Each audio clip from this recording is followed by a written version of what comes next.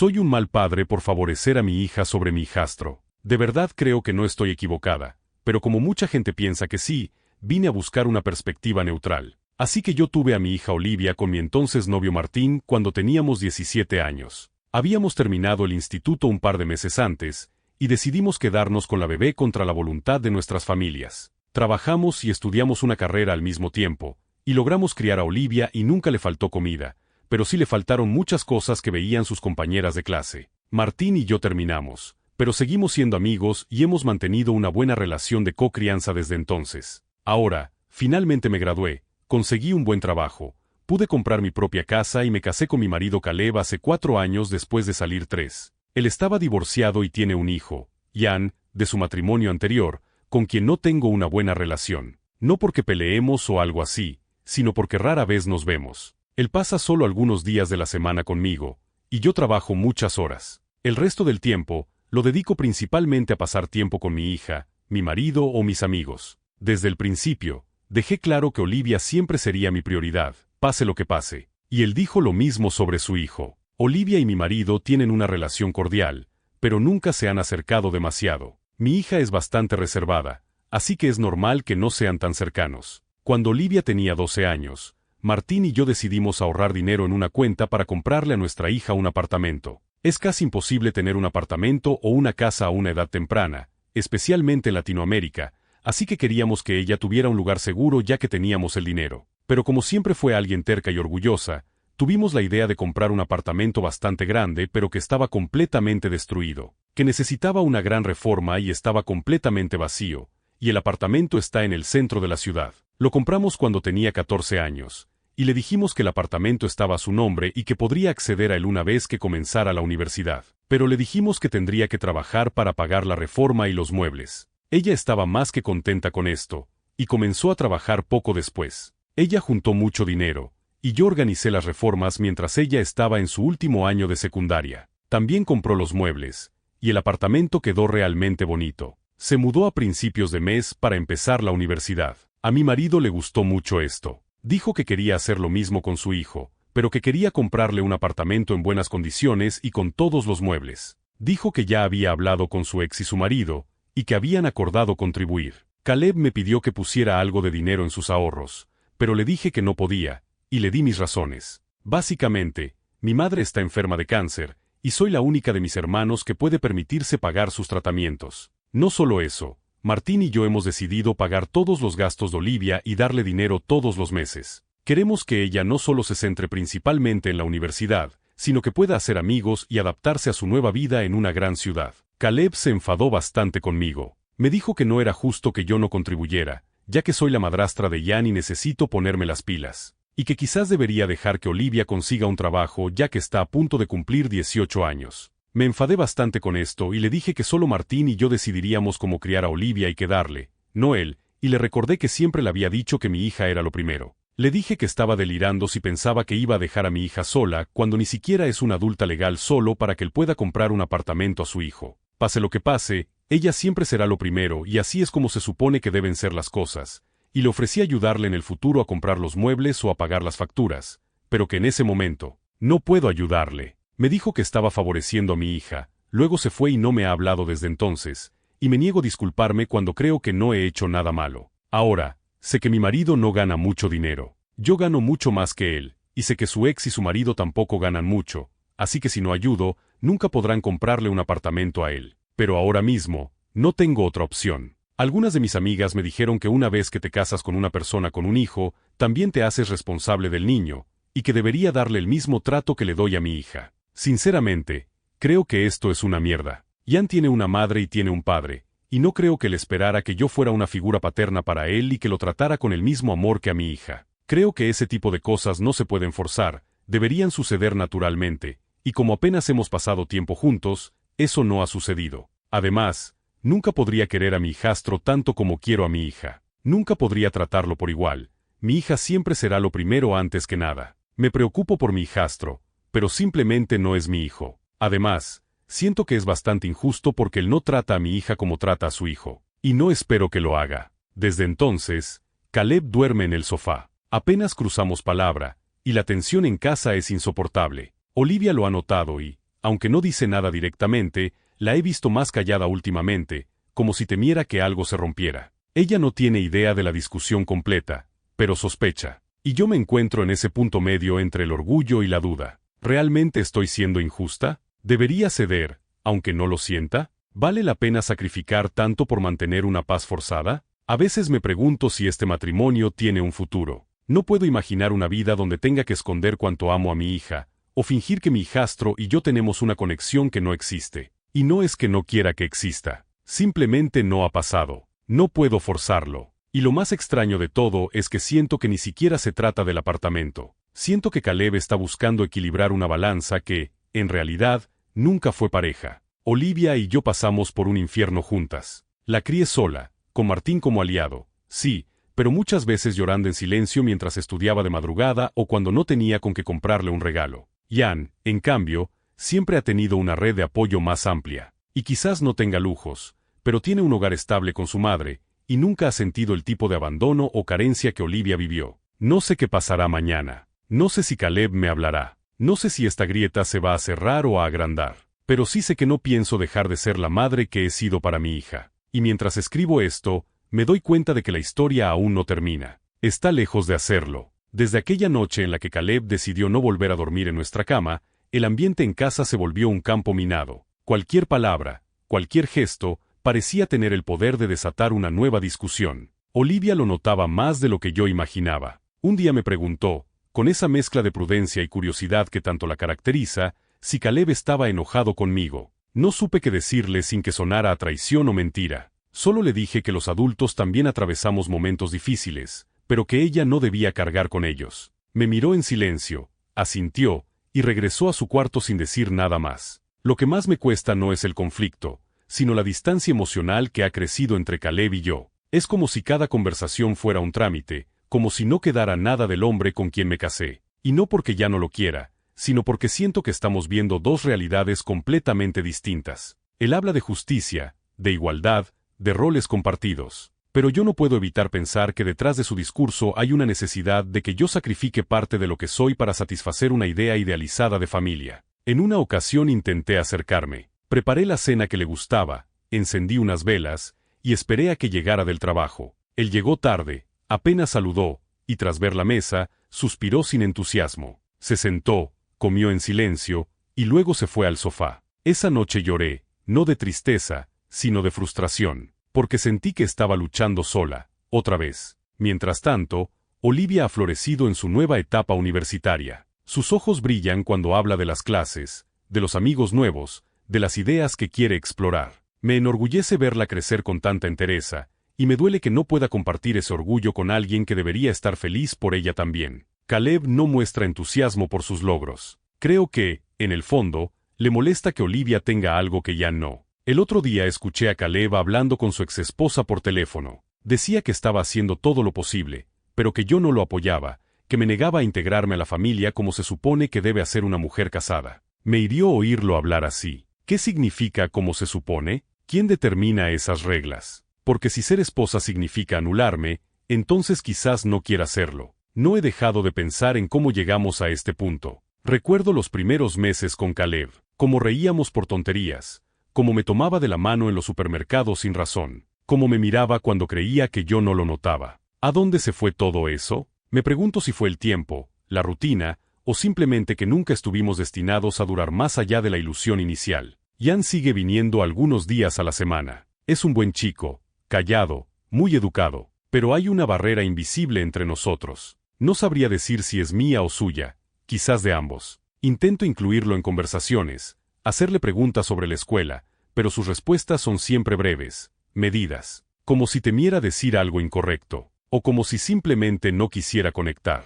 A veces me siento culpable por eso, pero también creo que uno no puede forzar un vínculo solo porque el papel lo exige. No somos una familia solo por compartir una casa unos días a la semana. Y lo más importante, tampoco soy una mala persona por no sentir amor por él. El cariño no es automático, se construye, se alimenta, y en este caso, no ha habido oportunidad real para hacerlo. Martín, por otro lado, ha sido un pilar. A pesar de nuestras diferencias pasadas, siempre ha estado para Olivia. Él tampoco entiende la reacción de Caleb. Me dijo que probablemente lo que le molesta no es el apartamento, sino que Olivia tenga una estructura emocional que ya no. Y quizás tenga razón. Porque, aunque nuestra vida fue dura, nuestra hija creció con estabilidad emocional, con afecto, con acompañamiento. No con lujos, pero sí con presencia. Hace unos días, Caleb me propuso ir a terapia de pareja. Me sorprendió. No porque no lo haya considerado, sino porque nunca imaginé que lo sugeriría primero. Acepté, aunque no sé si lo hice por esperanza o por inercia. Quiero pensar que aún se puede salvar algo, pero también tengo miedo. Miedo de descubrir que quizás lo mejor es separarnos. En la primera sesión, el terapeuta nos pidió que habláramos de nuestras expectativas. Caleb dijo que deseaba una familia unida, sin favoritismos. Dijo que se sentía excluido, que a veces pensaba que nunca iba a ser más que un invitado en mi vida. Yo respondí que nunca le oculté que Olivia sería mi prioridad, y que siempre esperé que construyéramos una familia con nuestras propias reglas, no copiando moldes ajenos. Fue una conversación dura, pero por primera vez en semanas, hablamos sin gritar, sin sarcasmo, sin puertas cerrándose de golpe. Salimos del consultorio en silencio, pero sentí una especie de alivio, como si al menos hubiéramos dejado de fingir que todo estaba bien. Esa noche, Olivia me abrazó sin decir nada. A veces creo que los hijos saben más de lo que decimos, que perciben lo invisible, que entienden incluso lo que no se expresa. Me reconfortó su abrazo más que cualquier palabra. A la mañana siguiente, Caleb preparó café para ambos. No hablamos, pero fue un gesto, uno pequeño, sí, pero significativo. Me recordó que, a pesar de todo, seguimos aquí, juntos, intentándolo. Y aunque aún no sé en qué va a terminar todo esto, por ahora, me basta con saber que todavía hay espacio para el intento. Han pasado varias semanas desde la primera sesión de terapia, y aunque el ambiente en casa ha dejado de sentirse como una bomba a punto de estallar, hay una especie de vacío silencioso que flota entre nosotros. No es una tregua, tampoco una reconciliación, sino una pausa frágil que nadie se atreve a romper. Caleb y yo hemos seguido yendo a terapia, y aunque hemos aprendido a escucharnos un poco más, no todo ha mejorado. A veces me siento como si estuviéramos quitando capas de pintura vieja sin saber si debajo hay algo que valga la pena conservar. En la tercera sesión, el terapeuta nos pidió que hiciéramos una lista de las cosas que nos hacían sentir valorados. Caleb habló de gestos concretos, compartir cenas, involucrarse en decisiones familiares, sentirse tomado en cuenta. Yo hablé de respeto, de espacio, de que no se cuestionara cada elección que hago por Olivia. La tensión volvió a instalarse cuando mencioné que, mientras él insistiera en exigir un trato idéntico entre Jan y Olivia, no íbamos a avanzar. Caleb no lo entendió, o no quiso hacerlo. Dijo que no se trataba de competir, sino de reconocer que los dos niños merecen las mismas oportunidades. Yo le respondí que una cosa es equidad y otra, ignorar las historias que nos construyen. Olivia es el resultado de años de lucha, de errores, de aprendizajes. No puedo simplemente nivelar eso como si fuera una hoja en blanco. El tema del apartamento volvió a surgir. Él dijo que cada vez que entraba a esa vivienda sentía que era un monumento a la desigualdad, que Jan lo notaba, aunque no dijera nada. Y yo me pregunté, en silencio, si el problema real era la comparación constante. ¿Por qué no podía ver ese logro como algo bueno, incluso si no venía de él? Jan ha estado más callado de lo habitual. Cuando viene, se encierra en su cuarto y apenas responde a mis intentos de entablar conversación. No lo culpo. Debe percibir el ambiente extraño, las miradas esquivas, los silencios forzados. Una tarde, mientras Olivia y yo cocinábamos, me preguntó si ella había hecho algo para que su padrastro estuviera tan serio. Le dije que no, que los adultos a veces arrastramos problemas que no sabemos manejar. Me sonrió sin creerme, y siguió batiendo la mezcla para el pastel. Esa misma noche, Caleb me enfrentó. Dijo que Olivia lo evitaba, que no hacía esfuerzo por integrarlo. Le recordé, con paciencia, que ella nunca fue extrovertida, que siempre ha necesitado tiempo para abrirse. Pero él insistió en que, si no había reciprocidad, entonces no podía seguir fingiendo que formábamos una familia. Y ahí, algo en mí se rompió. Le pregunté si alguna vez había considerado que él también debía esforzarse en acercarse a Olivia, no solo esperar que ella diera el primer paso. No respondió. Se fue a dormir sin decir nada más. Martina ha estado más presente desde que todo esto comenzó. Me llama casi a diario, pregunta por Olivia, por mi madre, por mí. Me ofrece ayuda, me escucha sin juzgar. A veces, en medio de esas charlas, me descubro deseando tener una vida más simple, menos enredada. Me pregunto qué habría pasado si las cosas hubieran sido distintas entre nosotros. Si tal vez, en otro momento, hubiéramos tenido una oportunidad real de funcionar. No es amor lo que siento, pero sí una añoranza por lo conocido, por lo confiable. Olivia, por su parte, se ha refugiado en su independencia. Su nuevo hogar, aunque modesto, se ha convertido en su santuario. Me manda fotos de los cuadros que va colgando, de las plantas que cuida con devoción. La veo más feliz, más segura, pero también más distante, y no en un mal sentido, sino en ese modo en el que los hijos comienzan a trazar su propio camino. Me duele y me alegra al mismo tiempo. La paradoja eterna de ser madre. Una noche, mientras cenábamos los tres, Caleb, Ian y yo, en un intento por recuperar algo de normalidad, ya me preguntó qué era lo que más me gustaba de Olivia. Dudé antes de contestar, no por no tener una respuesta, sino porque temía que sonara como una comparación disfrazada. Al final, le dije que admiraba su valentía, su capacidad de seguir adelante a pesar de las circunstancias. Ian bajó la mirada, y Caleb apretó los labios. El resto de la cena transcurrió en silencio. Al día siguiente, encontré una nota en la cocina. Era de Ian. Decía que entendía que Olivia y yo teníamos un lazo especial, y que él no buscaba reemplazar eso,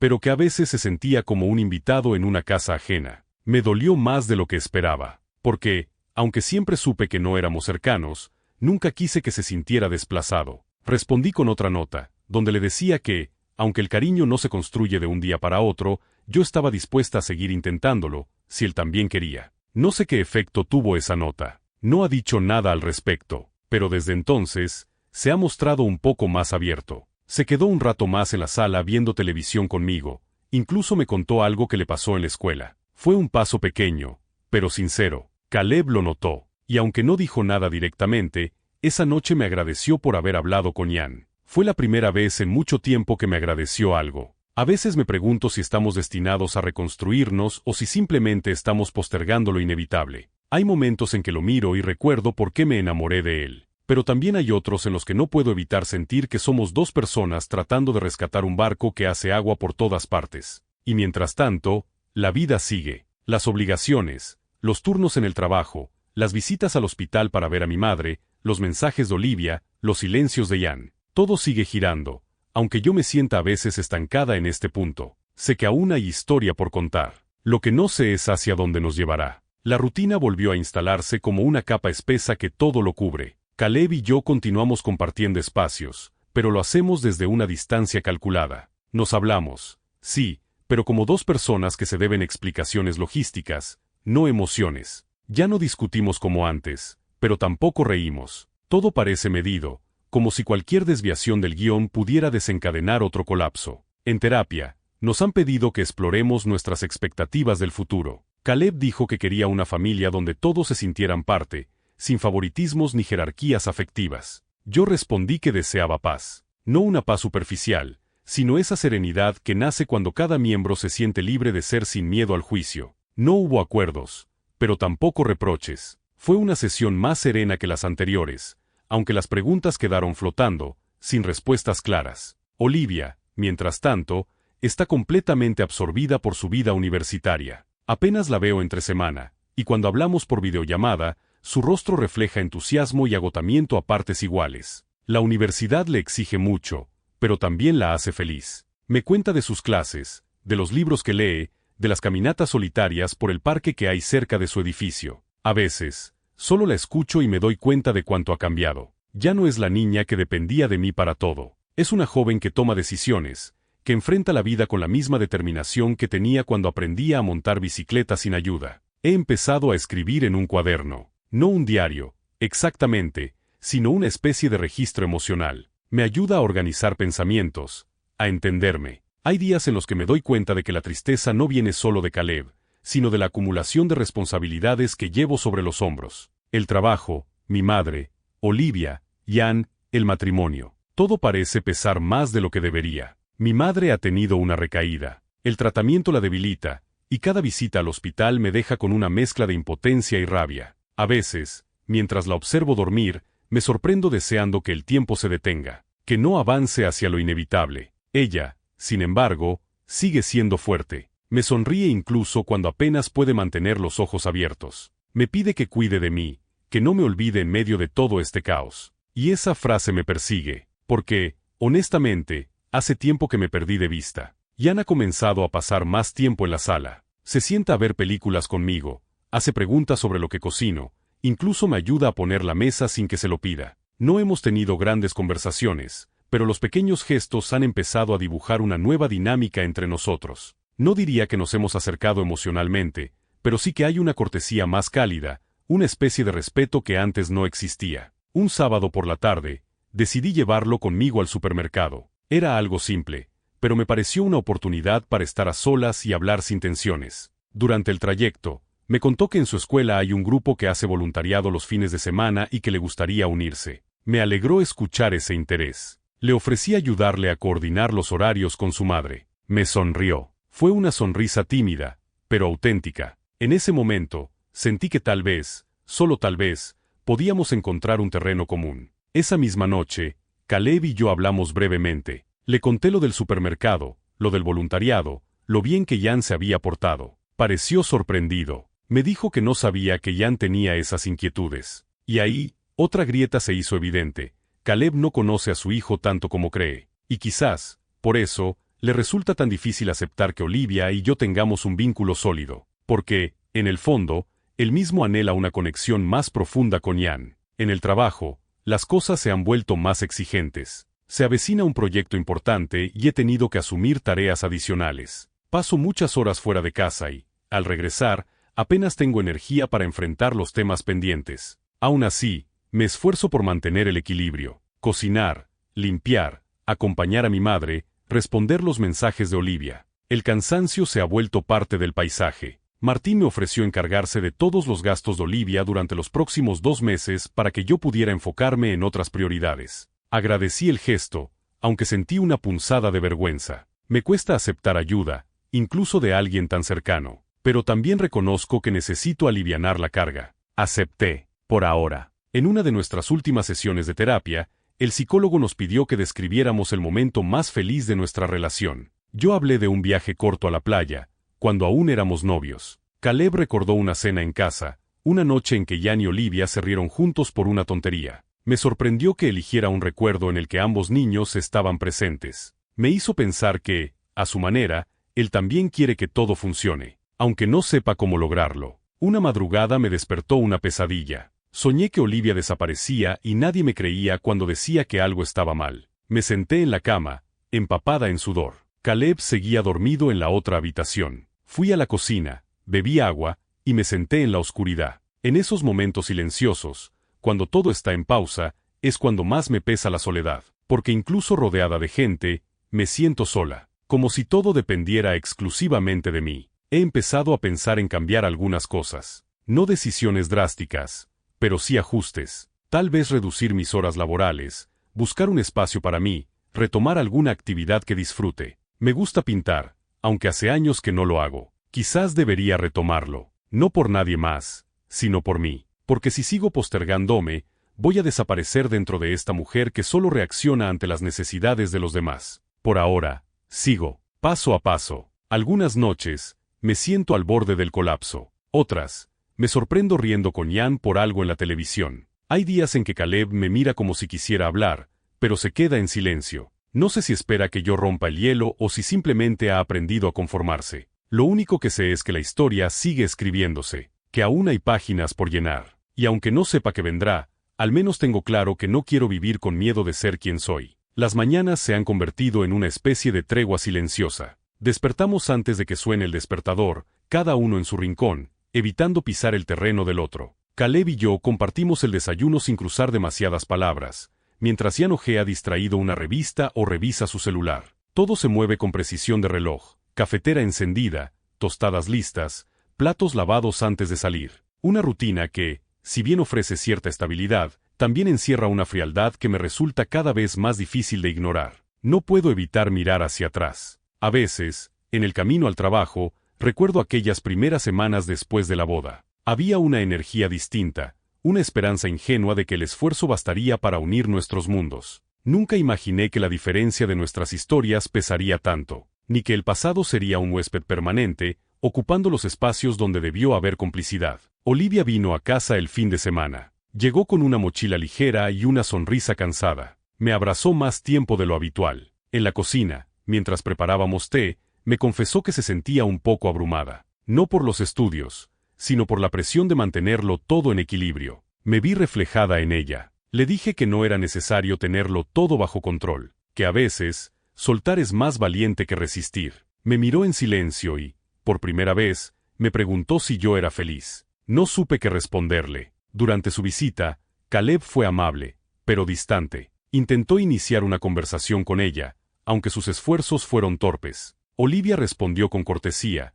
sin mostrar mucho interés. Me dolió ver esa frialdad, pero no dije nada. No quería arruinar su descanso con conflictos que no le pertenecen. Esa noche, mientras Olivia dormía en su antigua habitación, Caleb y yo hablamos. Me preguntó si alguna vez creí que podríamos construir una familia de verdad. Le dije que lo creía, que lo deseaba, pero que también sabía que no se puede forzar una estructura emocional solo por convivencia, que había intentado abrir espacios, pero no siempre recibió el mismo esfuerzo de su parte. Él me acusó de rendirme demasiado pronto, de proteger tanto a Olivia que no dejé espacio para nadie más. Me quedé callada, porque, en parte, tenía razón, pero también sabía que había dado lo mejor de mí, dentro de mis posibilidades. El domingo por la tarde, Olivia se fue. Me dejó una nota en la mesa. Te amo. No olvides pensar en ti también. La leí mientras lavaba los platos, y por poco dejó caer un vaso. Me senté en el suelo de la cocina y lloré, no por tristeza, sino por el nudo en la garganta que llevaba días ignorando, porque a veces,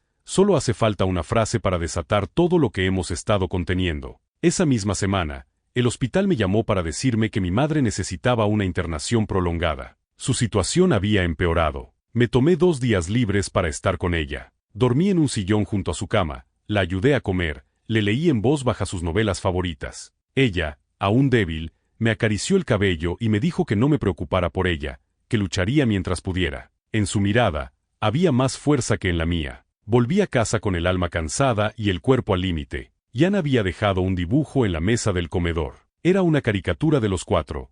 Él, Olivia, Caleb y yo, todos sonriendo, con un sol brillante al fondo y un árbol enorme sobre nuestras cabezas. Me conmovió más de lo que imaginé. A veces, los niños expresan con imágenes lo que no saben poner en palabras. Colgué el dibujo en la nevera sin decir nada, pero me aseguré de que él lo viera. Cuando lo notó, sonrió tímidamente y siguió con lo suyo. Fue un momento pequeño, pero genuino. En terapia, nos pidieron que hiciéramos una actividad, escribir una carta al otro, sin entregarla. Solo escribir, sin filtros, sin buscar la forma correcta. Lo hice. Lloré mientras lo escribía. Le hablé de mis miedos, de las expectativas rotas, del cansancio que me carcome. Le agradecí lo bueno, le reclamé lo que duele. No sé si algún día la leerá, pero al menos yo lo hice. Y eso me ayudó a entender que sigo sintiendo cosas, aunque estén envueltas en decepción. Caleb me confesó que también escribió la suya, que le costó, que tuvo que empezar 3 veces porque no sabía por dónde ir.